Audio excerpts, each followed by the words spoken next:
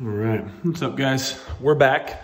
I've lost my beautiful videographer, my wife. She has to go back to work sadly. So you now get the static camera angle. So I apologize if that offends anybody or upsets you, but this is what we got now. All right, so a couple things guys. First, the information was in the beginning when I showed up, zoomed up on the screen. We are doing live Zoom workouts at my gym, Palace Ithaca, so CrossFit Palace and Palace Fitness Studios.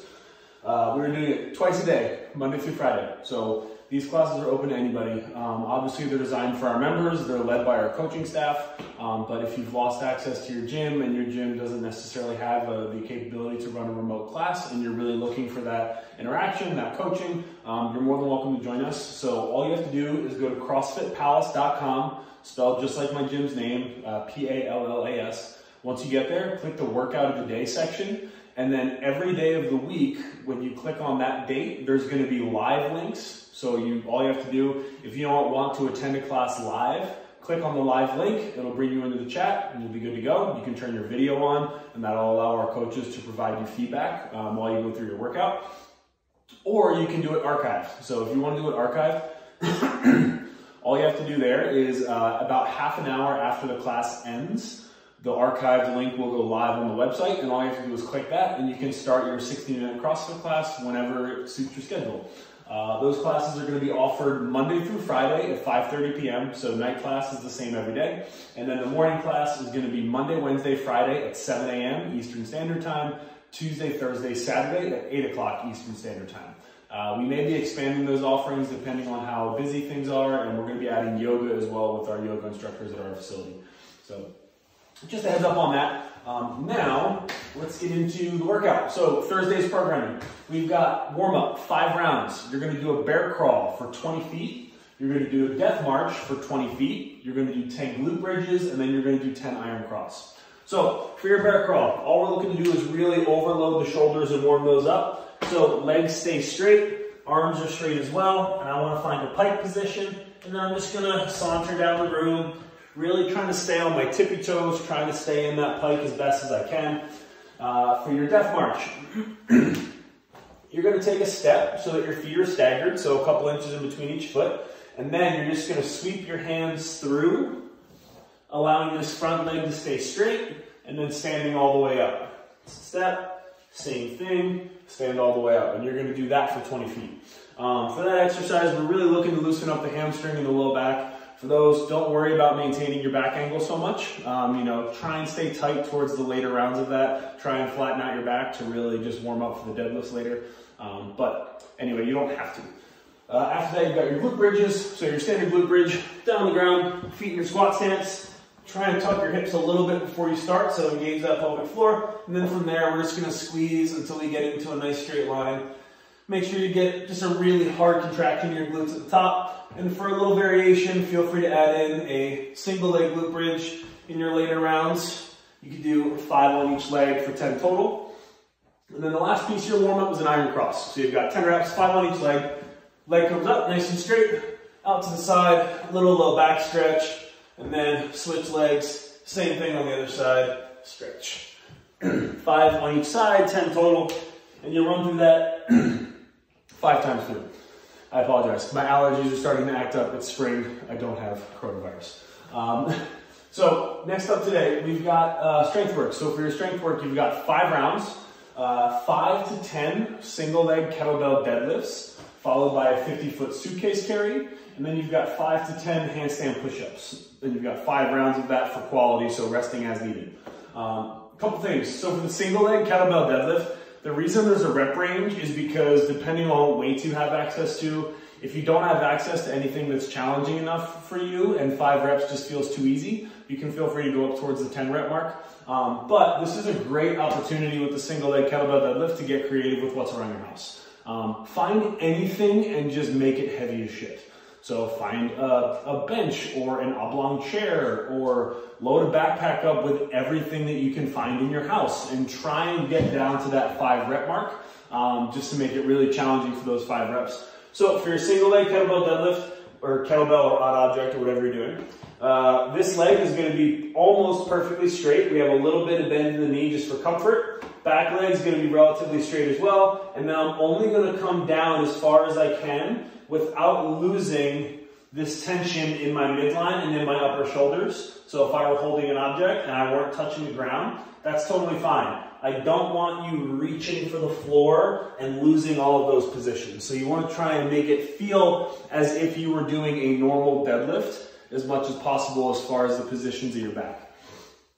After your 5 reps on one leg, you're going to go ahead and you're going to do a 50-foot suitcase carry. So for the suitcase carry, you're going to hold a heavy object on one side and then just try not to let that object pull you out of position. So here, and then you're just going to walk for 50 feet, boom, boom, boom. Again, trying not to overextend this way or slouch off to this side. So again, 5 single leg kettlebell deadlifts. Once you're done with those, suitcase carry on that arm, and then you'll come back. Single leg deadlifts on the other side, and then suitcase carry on the other arm.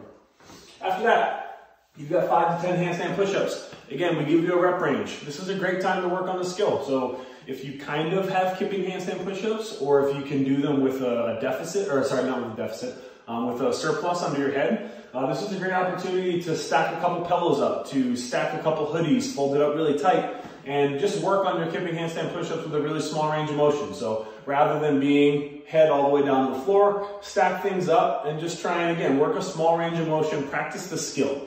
So the skill of kipping, how do I connect my hip to my shoulders? How do I keep my midline tight while I do that? Just being able to practice all those things is great. If you're proficient at kipping handstand push-ups, then I would like you to do them strict. So strict handstand push-ups, again, 5 to 10 reps.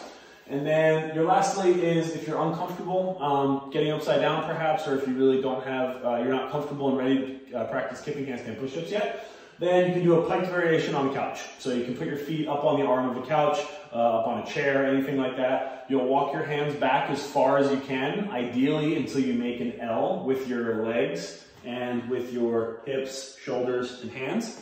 And then you'll come head down to the ground and press back through. So for a demo, what that'll look like, again, feet up on my quote-unquote couch, walk back until I find an L, up on my tippy toes, and then I'm going to bring my head all the way down to the floor, and then press my head through at the top, back in front of my fingers, press through.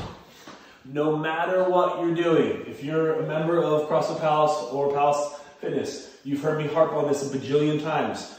Tripods. When you come down to the floor, you should be in a tripod position. So, if I were down on the ground like this, I have a tripod between my hands and my head. That is a good position to be in when you're against the wall. Whether you're doing strict, whether you're doing kipping, no matter what. Whether you're doing piked, same exact thing. The last thing that you want to do is try and create a straight line when you are in a handstand push-up. So this is bad. Again, great opportunity to practice your positions. One of my personal favorite ways to warm that movement up is to warm up with a crow pose. So if I'm going to do a crow pose, I'm going to put my hands just outside my shoulders. I'm going to rest my knees on my elbows right here, and then I'm going to start to find balance in my hands. Once I find that balance, if I were to tuck my chin and bring my head to the ground, I would find a tripod position. That's not very helpful. I know, it's almost your turn. So if I were to do that, it would look like this, excuse me, here. So I found my crow pose.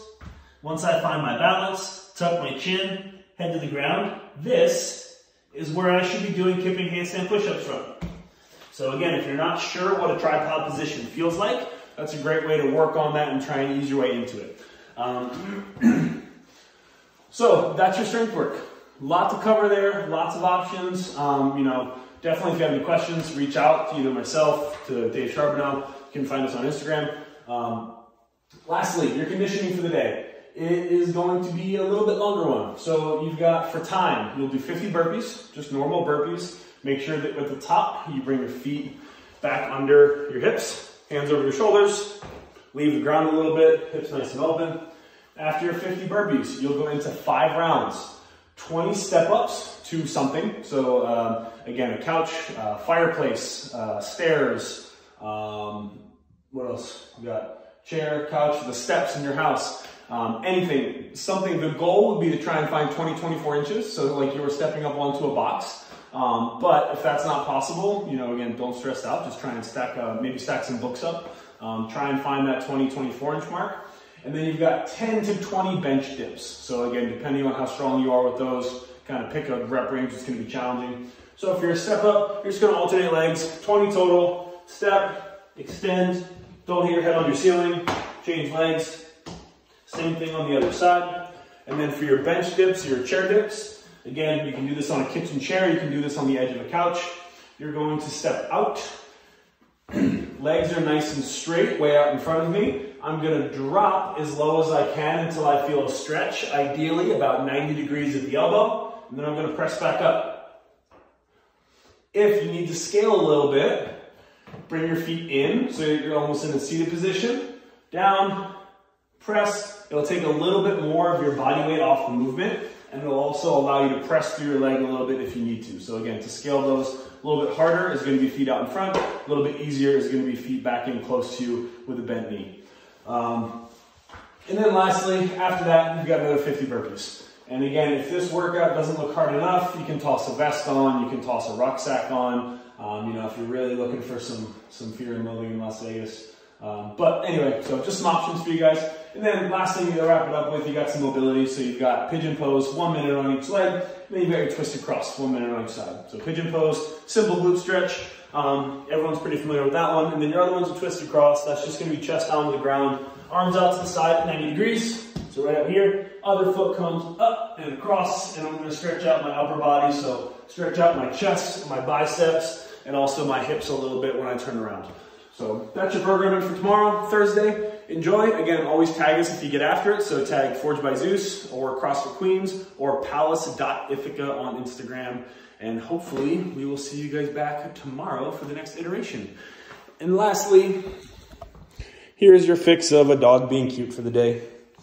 Hi. There you go. Now everyone's day is better. Hope you enjoy.